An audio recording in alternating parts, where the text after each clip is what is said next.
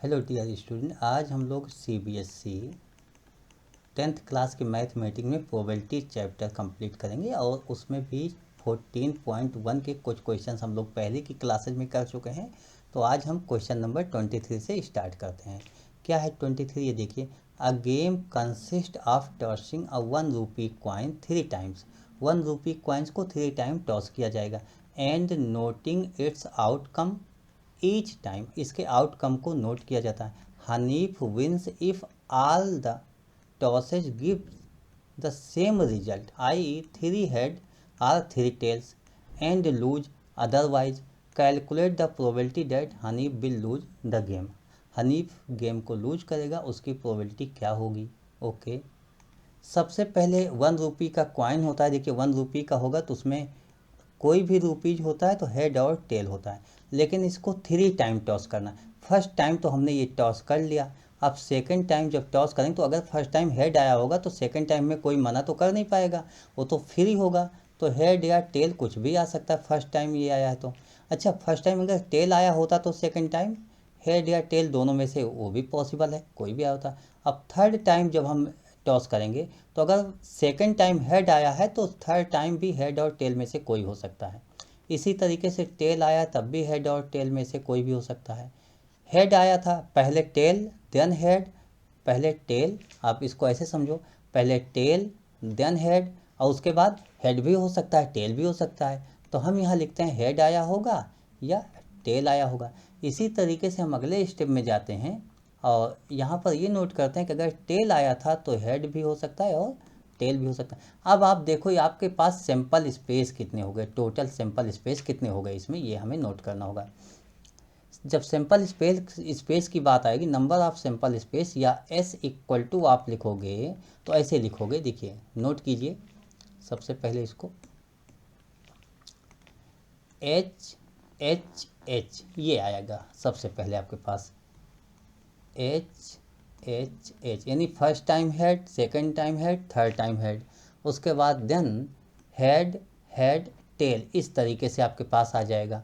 इसको आप चाहो तो ऐसे हम दिखा सकते हैं, इस तरीके से नोट करो दिस, और ये ऐसे होगा फर्स्ट हेड सेकंड हेड और थर्ड टेल, ऐसे आप नोट कर सकते हो।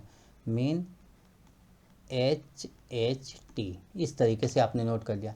अब उसके बाद जब आप वापस आते हो यहाँ से इस कंडीशन से, तो आपके पास क्या मिलता है कि हेड टेल हेड, इस तरीके से आप नोट करोगे, हेड टेल हेड, और इसी के बाद आप हेड टेल टेल ऐसे भी नोट कर सकते हो, हेड टेल टेल।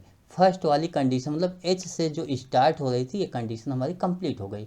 अब हमें सेकंड वाली कंडीशन में मूव करना है, यानी टेल से स्टार्ट करना।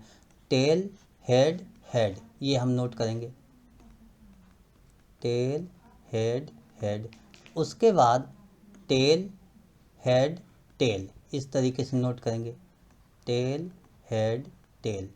नेक्स्ट, इसके बाद हमारे पास जो कंडीशंस आएगी वो होगी टेल टेल हेड,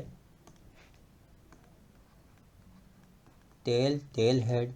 इसके बाद हमारे पास टेल टेल टेल, यानी ऑल 3 टेल। ये आपके पास टोटल हो गए। नंबर ऑफ सैंपल स्पेस क्या होता है, काउंट कीजिए आप इसके नंबर ऑफ सैंपल स्पेस, 1 2 3 4 5 6 7 8, इस तरीके से ये 8 होगा। अच्छा, बाद में की क्लासेज में जाओगे तो आपको बताया जाएगा कि first time second time three time, first time 2 chance, second time 2 chance, third time 2 chance, mean 2 into two into two equal to 8 chances होगा। इस तरीके से हम लोग नोट कर सकते थे, बट अभी हमने ऐसा नहीं किया। अच्छा, उसके बाद आगे हम देखते हैं हनीफ की कंडीशंस और क्या थी, तो ये नोट कर लेते हैं हनीफ की कंडीशंस क्या थी।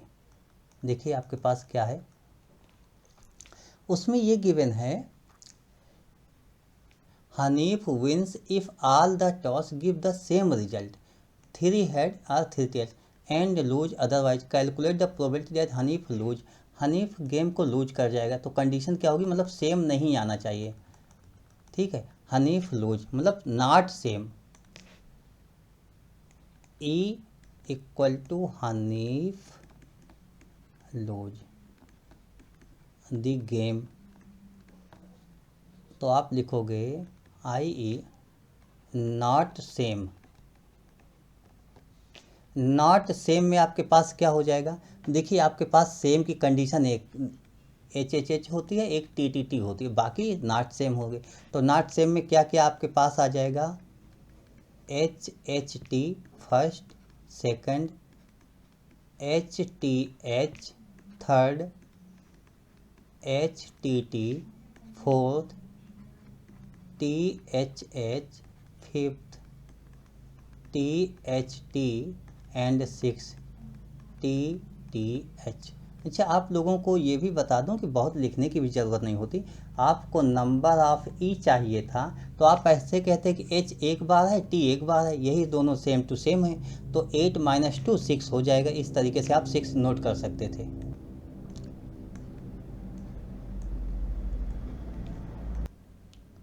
अच्छा, अब हमें इसी की प्रोबेबिलिटी निकालना है। तो प्रोबेबिलिटी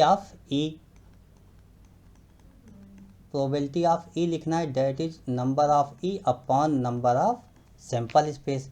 नंबर ऑफ ई की बात की जाएगी तो आप तो ये इसको 6 लिख रहे हो, 6 डिवाइड बाई 8, और इसी को आपको सॉल्व करना चाहिए, तो इसको सॉल्व कर लीजिए, नोट कर लीजिए। This is 3/4। तो हनीफ गेम लूज करेगा, उसकी प्रोबेबिलिटी 3/4 होगी, यानी 4 में 3 चांसेस, तो ये हो गया 75%। अब हम क्वेश्चन नंबर 24 देखिए। क्वेश्चन नंबर 24 हम लोगों के पास क्या होता है ये हमें समझना होगा। 24, a die is thrown twice, what is the probability date.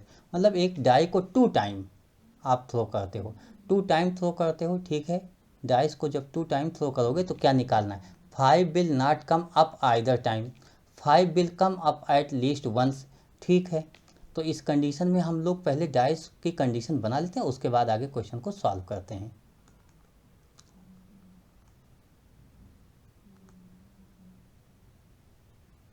देखिए हमारे पास डाइस होती है, डाइस में नंबर्स हमारे पास क्या होते हैं, 1 2 3 4 5 6। दूसरी केस में 1 2 3 4 5 6। देखिए इस अगर 1 की बात की जाए तो इसके साथ ये 1 1 1 2 1 3 1 4 1 5 1 6 ऐसे होगा, मीन 6 चांसेस के हुए फर्स्ट के, तो 6 6 6 6 6 मतलब 6 टाइम हो जाएंगे, तो इस तरीके से 36 हुआ, mean number of sample space equal to 36। ऐसे आप नोट कर लो इसको। तो ये हमने तुरंत number of sample space note किया। अच्छा, इसके पहले के क्वेश्चन देखे होंगे तो एक क्वेश्चन में मैंने इसको पूरा रिटर्न करके आपको बताया है, लेकिन यहाँ पर पूरा रिटर्न करके मैं नहीं बता रहा हूँ। अब हमारे पास सेकंड कंडीशन क्या है इसकी, ये देखते हैं। 5 will not come either time, मतलब 5 विल नॉट कम, 5 नहीं आना चाहिए, तो 5 नहीं आएगा वो कितनी टाइम्स होगा ये आपको बताना है। मतलब एक भी बार 5 नहीं आना चाहिए, तो ठीक है, एक भी बार 5 नहीं आएगा उसके क्या चांसेज होंगे ये हम लोग इस पर डिस्कस कर लेते हैं। आइए डिस्कस करते हैं।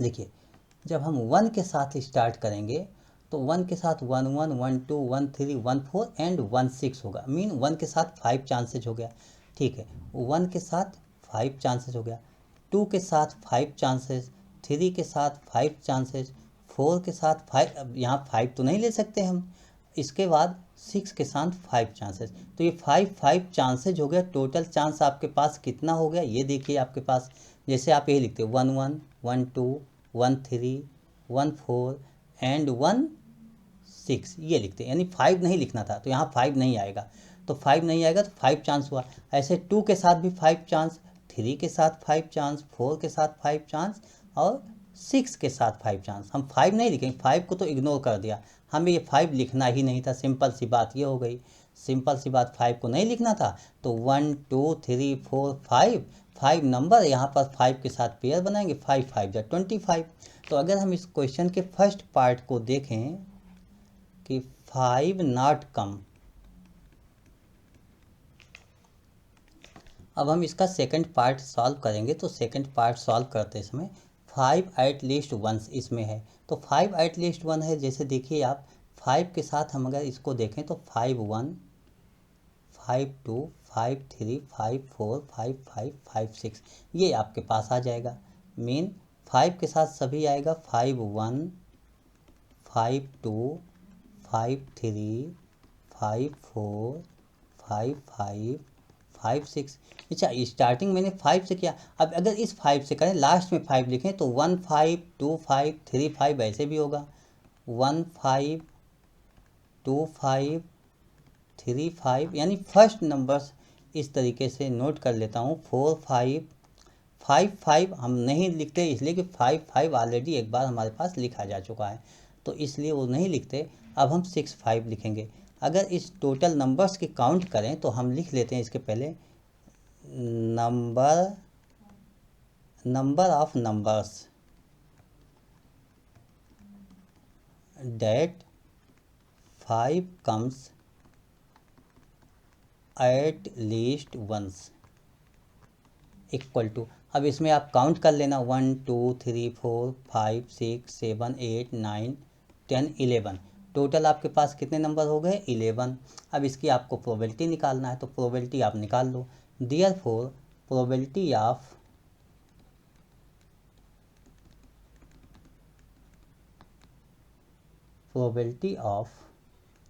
5 कम्स